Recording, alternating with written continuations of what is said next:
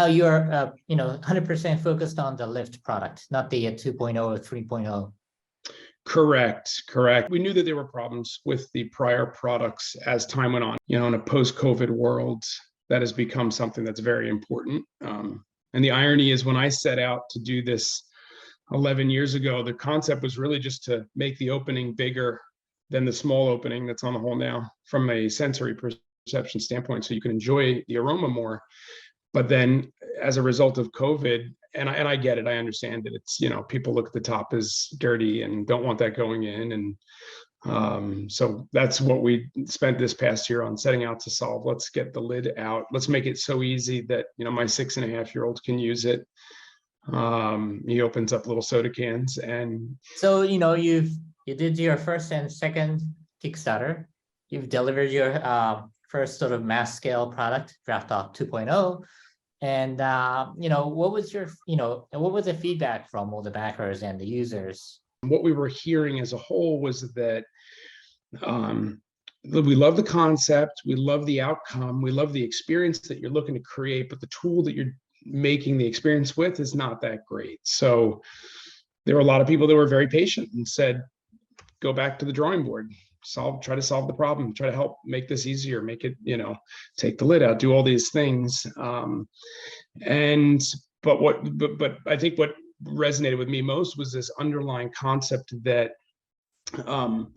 we like this experience. We like this end result that's far better than what we're subjected to when we are out and about. So there's merits of the cause that we're working with, but keep focusing on the physical aspect of making the product better. So that sounds like the hint that you had when you moved on and sort of evolved yourself into Draft LIFT, the product that we are launching in Japan. Yes. Yeah. For us, and again, the struggle to this too is that there's so many other things that go on in the day-to-day of running a business that you'd love to go off into a shop and set up experiments and test. Why is this so difficult? But we've achieved very easy uses of it during 3D printed prototypes. But then when we'll go from a 3D printed prototype to injected molded plastic or even machined plastic, the makeup of the material changes. Things become stiffer. They're not as flexible. And then all of a sudden, the experience of the prototype that we are using pre-production now is inferior than that of a 3D print, but we know we can't really sell 3D prints because they're just not going to last long.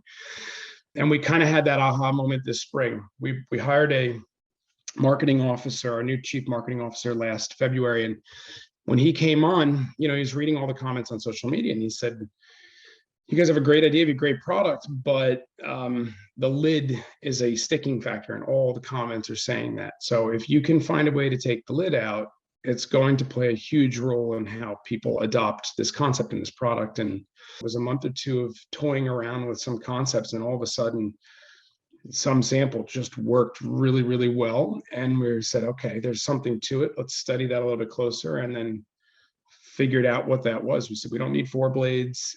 It's more expensive. It also makes it harder to rotate the tool. Let's go down to 1. My concern was that you have to do a full 360.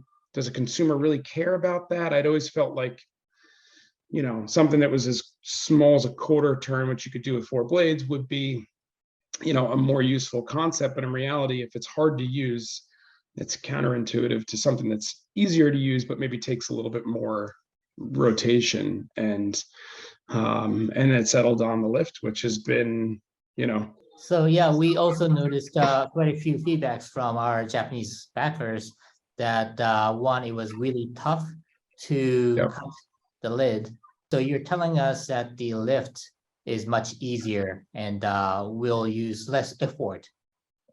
Yeah, absolutely. I think one of the things we realized in the process that you actually don't need a lot of pressure to cut the aluminum, and that applying too much results in a inferior experience. So, the aluminum is so thin that in theory, if you started the tear, you can grab it like a piece of paper and just pull it if it's not on the can.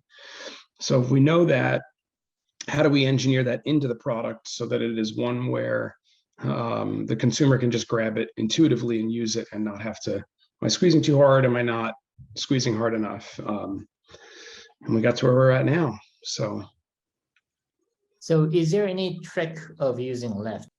yeah, I mean, I would say the biggest trick is to put the tab on there first. And actually the biggest trick is to read the instructions. I don't know. It's funny. I mean, we are contemplating now for our next batch of instructions, just being more bold and using large letters that say, read the instructions. Because, you know, you get something, you unpull from the packaging and you want to figure it out. You don't think to look at the instructions. And while you can use the LIFT without reading the instructions and probably figure it out, for the best experience, it is following those instructions. And that trick is putting the tab onto the can. I'll squeeze it here. You squeeze the handles, and it is significantly less pressure than it has in the past. And then the other trick, as it is with all of the prior tools, you've got to grab the can where there's structure, not in the middle. It's kind of hard to do it at the top. So we just tell people grab it at the bottom. And then you're going to rotate it to the point where you hear it click. You look inside, you can see, I tip it to show you, but I don't want to spill seltzer on the keyboard. You can see the inside of the top stop moving. And then it's as simple as let go of the handles and lift it out. And I think it's also important to rotate it in one direction, not to. Correct. Yes. Thank you. Yes. Thank you for that. Yeah, exactly. And we do put that on the packaging. We tell people rotate the tool clockwise and the can counterclockwise. It does work the other direction, but for some reason it doesn't provide the best outcome. And so that's why we explicitly tell people rotate. We're trying to figure out why that is, so that you can universally grab this and go whichever direction is comfortable. But until we figure that out, you know, it's easiest just to tell people what we know, and that is use it, you know, use it this direction. So got it. So the difference between the original 2.0 or 3.0 versus LIFT is, one, you can take the lid off, and two, you can open it much easier. So yeah, significantly easier. Yep. Cool. Yeah. You don't have to try to find the Goldilocks zone, the sweet spot. It's a far more intuitive product. So got it. Cool.